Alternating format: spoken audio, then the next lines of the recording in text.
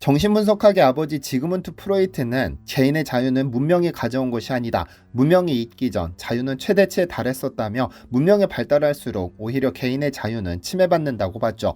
거꾸로 말하면 타인의 시선을 의식해 행동하는 것이 소위 문명화된 인간의 공통점일 겁니다. 그런데 프로이트의 이러한 주장에 강력한 힘을 실어준 국가가 있습니다. 중국인데요.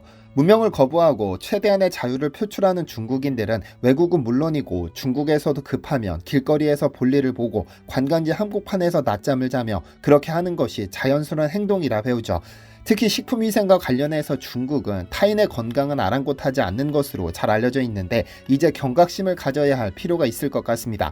얼마 전 칭다오 맥주 공장에서 소변을 봤던 중국인 남성 기억하시나요? 소변 한 번으로 이 남성은 결국 돌아올 수 없는 길을 건너고 말았습니다. 안녕하세요, 디스멘털입니다. 지난 21일 중국 매체들은 일제히 유명 맥주 브랜드 칭다오의 한 공장에서 한 남성이 맥주 원료인 메가 보관 장소에 들어가 소변을 보는 듯한 영상을 공개했습니다. 영상에는 산둥성 핑두시 칭다오 제3공장에서 푸른색 작업복에 노란 헬멧을 쓴 남자가 사방에 노출된 어깨 높이의 담을 넘어 메가로 보이는 원료가 쌓여있는 장소로 진입한 뒤 주위를 살피며 소변을 보는 모습이 적나라하게 담겼습니다. 해당 영상은 곧바로 웨이보 실시간 검색어 상위에 올랐고 칭다오 맥주 측과 당국은 진상조사 착수에 나섰는데요. 사실 이는 굉장히 심각한 문제였습니다. 칭다오는 중국이 내세울 만한 유일한 세계적인 맥주 브랜드였으니까요. 칭다오 맥주는 1903년 독일 조차지였던 칭다오에 독일인과 영국인이 설립한 회사로 쉐와, 옌징, 하얼빈 맥주와 함께 중국 4대 맥주로 꼽히는데 해당 공장은 지속적으로 시설을 증설해 2018년 75만 킬로리터였던 연간 생산량을 120만 킬로리터까지 늘려 세계적인 규모로 키웠죠. 이 말인즉슨 이 공장에서 생산된 맥주는 중국 전역은 물론 해외로 수출될 가능성이 상당히 높다는 의미입니다.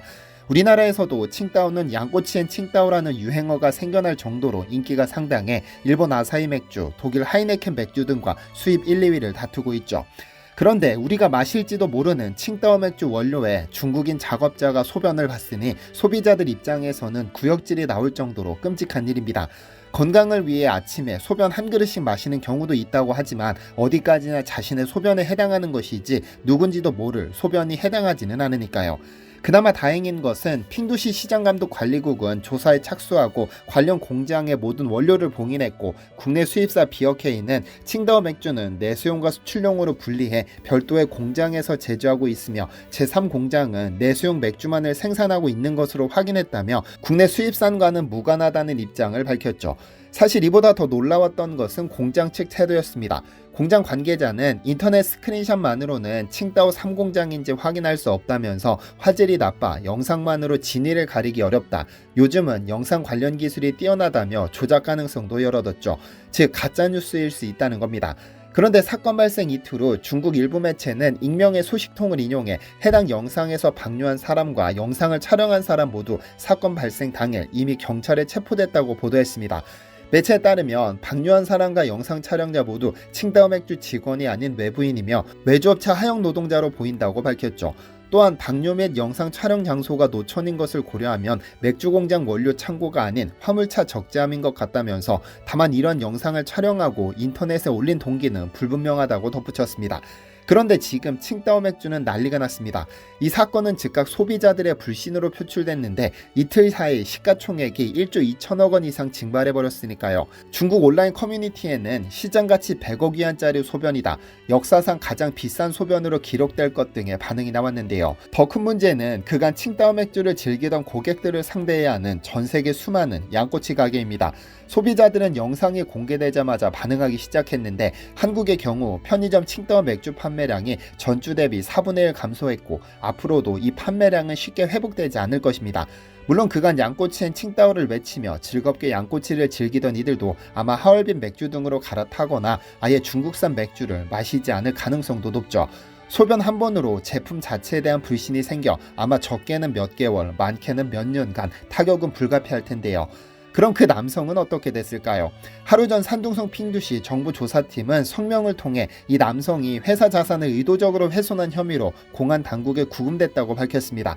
사실 구금이라는 것이 어떤 결과를 불러올지는 알 수 없습니다. 중국은 한국과 정치 체제도 다르고 공안의 두려움은 웃어넘길 수 있는 수준이 아니기 때문에 이 남성이 단순히 구금됐다가 풀려나게 될 것인지 혹은 우리가 상상도 할 수 없는 처벌을 받게 될 것인지는 아마 조만간 알게 될 겁니다. 단 한 번일지도 모르는 그 무개념한 행동을 아마 뼈저리게 후회하게 될 것은 당연한 결론일 겁니다. 그렇게 잠재적인 무개념 중국인들의 인식이 바뀌길 기대합니다. 분명 이는 충격적이고 놀라운 일이지만 중국이니까 그럴 수 있겠다는 생각이 들기도 합니다. 그간 보여줬던 모습을 생각한다면 말이죠. 올 6월 장시성의 한 유치원에서 어린이 식판을 화장실 소변기에서 씻는 영상이 공개되기도 했고, 얼마 뒤에는 광둥성의 한 직업전문대 학생 식당 음식에서 콘돔으로 추정되는 물질이 나왔는데 대학 측은 이를 오리의 안구막이라고 해명해 엄청난 비난을 받았었죠. 반년도 지나지 않은 기간 동안 우리에게 전해진 것만 최소 10건은 넘을 텐데 전해지지 않은 것까지 더한다면 도대체 얼마나 믿기 힘든 일이 중국에서 일어나는지 무섭기까지 합니다. 중국에서는 이런 기사가 터질 때마다 개인의 일탈로 치부해버리는데 과연 그럴까요? 지난 7월 중국 스촨성의 한 지방도시는 황당한 대국민 담화문을 냈다가 비난이 쏟아졌습니다. 중국 수력발전의 기지로 불리는 스촨성은 전체 전력의 80%를 수력발전에 의존하고 있는데 올 4, 5월 폭염으로 전력 수요가 급증하자 수원이 고갈되고 말았습니다. 이에 주민들이 용수 부족으로 식순환을 겪자 지역 주민들에게 절수를 당부하며 목욕은 매달 2에서 4회가 적절하다라는 터무니없는 담화를 내놓았죠. 그것도 폭염으로 뜨거운 한여름에 2주일에 한 번씩 샤워를 하라니 그 누구도 이해할 수 없는 조치였습니다. 물론 중국이 워낙 넓은 땅이고 민족에 따라 문화가 다르긴 하지만 공식 담화문을 저렇게 내놓을 정도라면 우리가 생각하는 위생관념과 상당히 다르다는 것을 알 수 있습니다. 대체 왜 이렇게 위생관념이 다른 것일까요? 사실 중국의 경우 그동안 식품대국을 표방하면서 식품을 통해 정치, 외교, 문화활동을 펼치고 있습니다.